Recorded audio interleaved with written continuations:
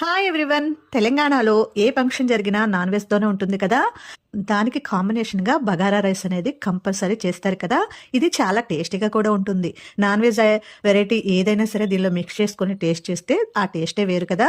అలాంటి బగారా రైస్ మనకి పొడి పొడిలాడుతూ చాలా టేస్టీగా ఫ్లేవర్‌లతో ఎక్కువ క్వాంటిటీ చేసినా కూడా మనకి రైస్ అనేది పొడి పొడిలాడుతూ రావాలంటే ఎలా చేయాలో ఈ వీడియోలో ఫుల్‌గా వాచ్ చేసుకుందామా? ముందుగా అయితే నేను ఒక 3 కేజీల దాకా బగారా రైస్ అనేది చేస్తున్నాను అనమాట. దానికి గాను నేను ఈ మసాలాలు అనేవి ఇలా తీసుకున్నాను. 4 బిర్యానీ ఆకులు, యాలకులు ఒక 10 దాకా తీసుకున్నాను.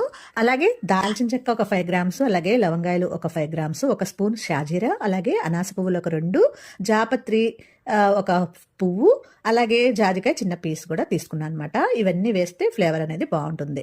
ముందుగా ఒక గిన్నె తీసుకున్నాను. ఈ గిన్నెలో ఒక 200 గ్రామ్స్ దాకా సన్ఫ్లవర్ ఆయిల్ వేసుకున్నాను. అలాగే ఒక 100 గ్రామ్స్ దాకా నెయ్యి అయితే వేసాను అనమాట.